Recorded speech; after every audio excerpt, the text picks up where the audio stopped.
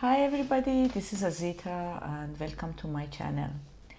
In today's video, I'm going to talk to you about how to help your children learn appropriate social skills while avoiding social anxiety, developing social anxiety for them, and at the same time be authentic to who they are and not to be these pleasers or pretenders. I give you a scenario and hopefully that would help. Imagine you're having a party and you have some other families with children around. You're serving them and your child comes in and says something inappropriate, either to you, to a friend you're talking, or a child, and sort of embarrasses someone in the process. The best thing to do would be to remove your child from the situation. Be very firm, but at the same time not angry, not shaming, not belittling with your tone of voice or the content of what you're saying. Come to his eye level, get to his eye level, look into his eyes, maintain a distance that is not too close and too far in a way that gives some kind of a limit setting for your child. And tell them how their behavior impacted the person that they created shame in him or her, including you. Like, for instance, you can say, when you said I'm fat, for instance, you are the mother or the father, it made me feel really embarrassed in front of my friends and I felt really bad.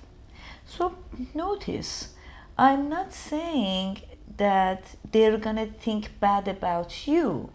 They would see what an inappropriate child you are, how embarrassing you are. We are not saying that to the children, because if we do, we are creating anxiety for the child. We are creating a feeling, oh, this person is going to think about that particular thing about me, he would think I'm bad, or whatever, which makes the child anxious about saying anything.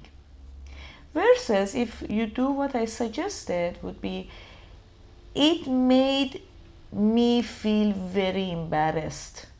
Or when you said that, my friend is fat, it made her feel embarrassed, it made her feel bad. So as you notice, this is on the basis of empathy, to help your child understand the impact of his behavior on another person. You're teaching your child to put himself in the other person's shoe and see how it feels. So in this scenario, you can actually tell your child, I want you to put yourself in his shoe or her shoe. And how would it have felt for you if you heard something like that around other people? Would you have felt good? Would you have felt sad, angry, embarrassed? What would you have, I have to clean my glasses. What would you have felt? When your child put himself in that situation, the odds of him understanding is much better. One reason is that children are very narcissistic in their thinking. It's all about them. And you want to teach them not to be narcissistic, not by bashing them, not to bring them down. Because if you do that, you kill their self-esteem. But to help them put themselves in that situation and have empathy for the other person who they might have harmed or caused embarrassment. So that's one very important thing I wanted to mention to you, how to avoid social anxiety. Now, at the same time, when you do a behavior like that, you are not asking your child to be pleasers. Because if you say, oh, the other person might think bad about you, so you better behave correctly, and then leave it like that, you're not helping your child to be authentic. And what do I mean by that?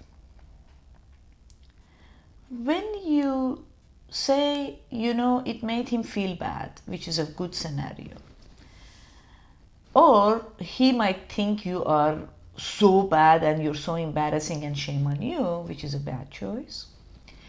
You're saying, you did that behavior. And what was it that you wanted to say? Because obviously you wanted to say something. Or what prompted you to say what you said? This way, you are helping the child to pay attention to what was underneath his behavior. And by doing that, you are actually helping your child to say what he wanted to say to begin with appropriately. So, what does that mean? That your child is not going to be pleasers and swallow his feelings or his thoughts. But you're teaching them to say it, be authentic about themselves. Say it appropriately. I hope this video has been helpful in helping your child develop an authentic self, be able to develop empathy, and learn social skills in that way, and at the same time reduce the possibility of having social anxiety. I see you on another video. If you like this one, please give it a thumbs up and subscribe. I'm planning to have a lot of videos coming up. And also I have Instagram live Monday mornings at 11 a.m. Los Angeles time.